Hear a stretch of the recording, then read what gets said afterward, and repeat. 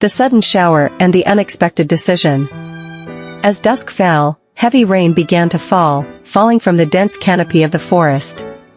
The faint light filtered through the leaves, creating shimmering streaks of light on the wet ground.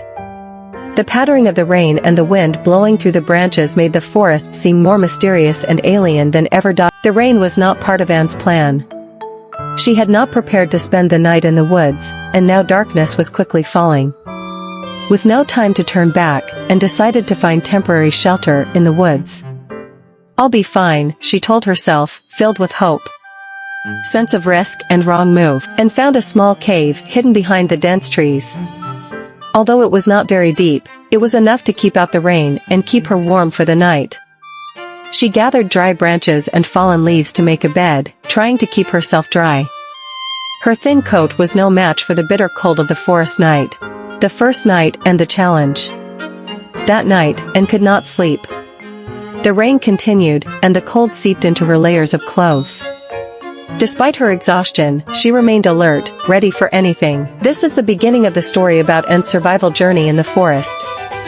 If you are interested and want to continue, I can write the next parts, describing Anne's survival battle with the wild nature.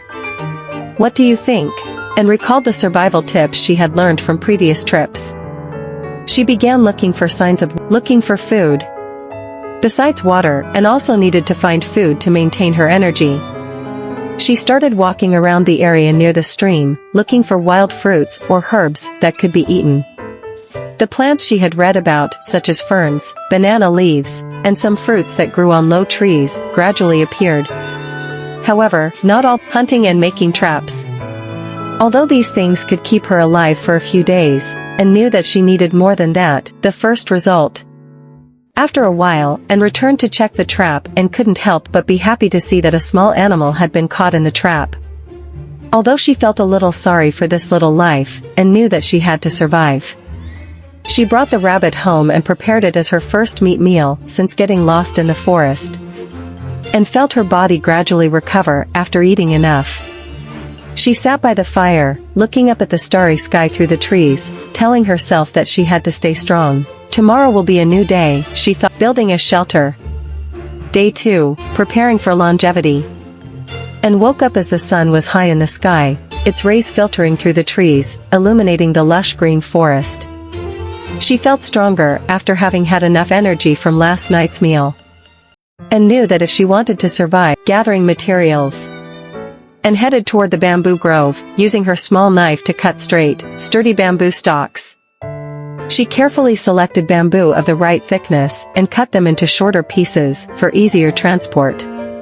This was not an easy task, and had to use all her strength to cut and drag each piece of bamboo to her temporary shelter. Sweat beaded her forehead, but Anne did not stop. She knew that after completing the tent frame and began to attach smaller pieces of bamboo to make the roof and walls.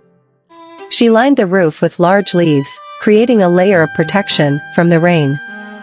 The tent walls were assembled from small bamboo stalks, forming a solid wall. She knew she had taken a major step forward in her journey of survival. The following days. Surviving the days. The following days, Anne maintained a steady pace of life in the forest. She woke up early every day, preparing herself a simple breakfast from what she found in the forest. The end of the journey. After many days living in the forest, Anne finally found her way out. A rescue team discovered her while they were searching for people lost in the forest.